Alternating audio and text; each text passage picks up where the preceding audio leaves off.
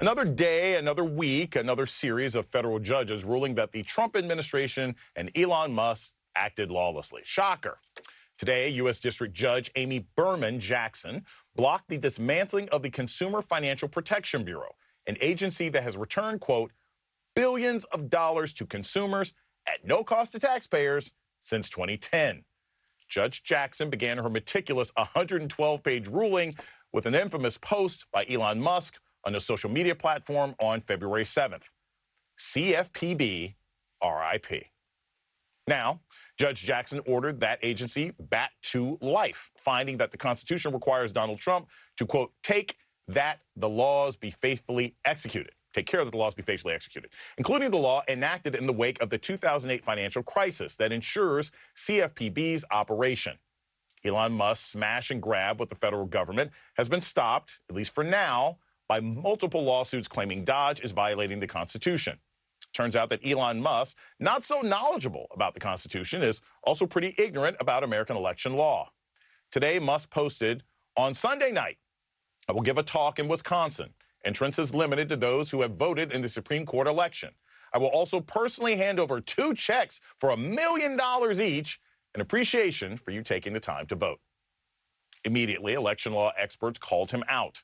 And Wisconsin's Attorney General Josh Kaul immediately filed a lawsuit because in Wisconsin, it is a crime to, quote, offer anything of value to any elector in order to induce any elector to A, vote or refrain from voting. Musk had to take down his post, and tonight he announced that entrance to his talk in Wisconsin will be limited to people who signed his petition. Womp womp. Meanwhile, Donald Trump escalated his attack on law firms who might try to stop his lawless administration. So far, Donald Trump has targeted 5 major law firms. 3 of them sued the Trump administration in court for unconstitutional abuse of power. And tonight, those law firms are 3 for 3 in federal court victories over Trump, with federal judges finding Trump's executive orders likely violated the First, Fifth, and 6th Amendments of the Constitution, a trifecta, including the rights of the firm's clients of the lawyers of their choice. Womp womp. To paraphrase Donald Trump, Trump is going after us and the lawyers are just standing in the way. Remember, the first law firm Donald Trump targeted, Perkins Coie, was one of the most active in opposing Donald Trump's attempts to steal the 2020 presidential election. Trump attacked one firm today, in part because of its association with lawyers who worked on the investigation into Russia's interference to help Trump win the 2016 election. Seeing a pattern here? With everything else going on, the problems of the world's most successful law firms might not rank high on your concern list. But let's be clear what Donald Trump's target really is. Anybody who would stand in his way. Joining me now to discuss it's Elie Mystal, justice correspondent for The Nation and author of the new book out this week, Bad Law: 10 popular laws that are ruining America. Elie Mystal, so excited to have you here tonight. As I always say, you are the Lewis Black of politics. I got to start with this before we go to your book, which I love. Trump is bullying law firms. He is bullying law firms that Americans and federal agencies and private organizations are using to fight back against him. We already know that this is unconstitutional. We already know that this is autocratic behavior. My question for you, Elie, is how likely do you think these firms are going to be in pushing back against him? Or do you think most will capitulate and offer all the free pro bono stuff to his personal causes? I think we've seen already that most of these firms are sniveling cowards.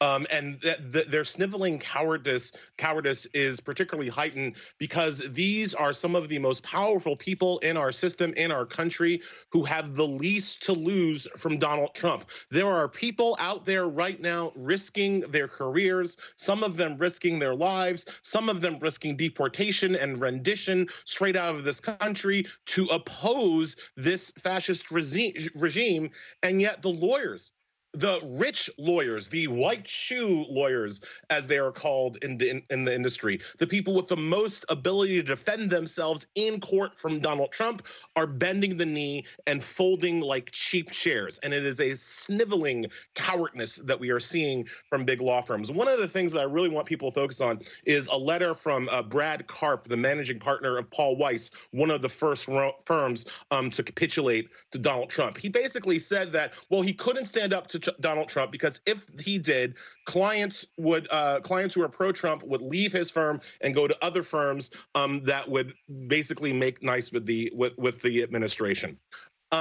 People who have reported on big law on these firms, and I got my career start reporting on them at a website called Above the Law. I worked there for 10 years, 11 years reporting on these firms, don't understand just how often these firms, I can't say collude, but let's say coordinate in ways that are not necessarily helpful to their clients when their money's on the line, right? They coordinate about associate salary. They can coordinate about partner benefits. They coordinate about billable rates for their attorneys, right? So there is a mass ability for these firms to hold the line and act together, even when those interests are sometimes against their clients, right? So they can do it. They're choosing not to do it. They're choosing to bend the knee and lick Donald Trump's boots right now, and it is pathetic and disgusting. There are some firms that are standing up. Perkins Coie, as you mentioned them, they're fighting the good fight.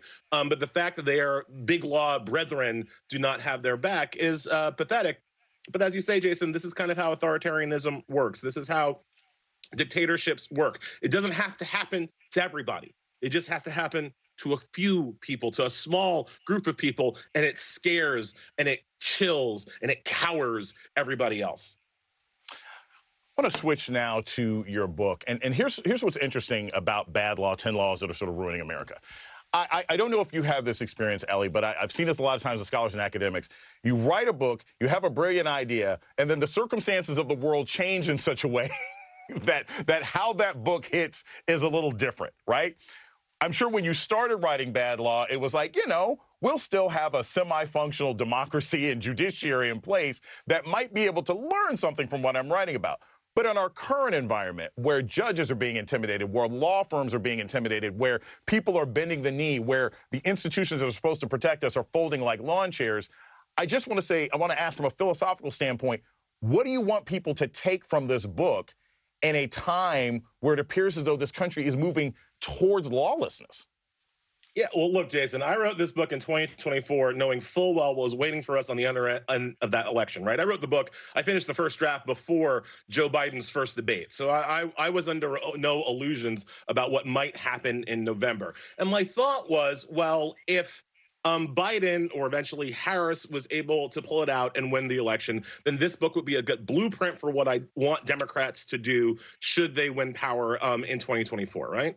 If the other thing happens, and we are now living in the other thing happening, well, then this book becomes my first best attempt to start writing Project 2029, right? Because if you think about Project 2025, they didn't start writing that, after Biden's first debate. Right? They started writing that in 2021 when they had no power. That's why Republicans, whenever they come into office, they come in with a hammer ready to smash things. When Democrats come into office, we come in with some tape and some super glue and some ideas about how to put things back together and protect institutions. And I want people to take from this book, nah, bro, there are some things we can smash, right? I got Mulhilner behind me, right? We can pick up a hammer and smash some of these things that the Republicans continually erect to frustrate progress, to frustrate fairness, to frustrate democracy and equality in this country. And so what I want people to take from the book is that there actually are things that we can do beyond saying orange man bad. Right? There are things that we can do as a society and as a party to make our world better. And while that's not going to happen right now we are in survival mode. At some point, one hopes that we will come out of it.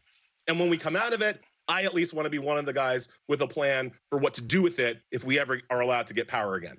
I tell you, Ellie, if there's anybody out there who is noble enough to lift that hammer, it is you. Thank you so much for joining us this evening on The Last Word.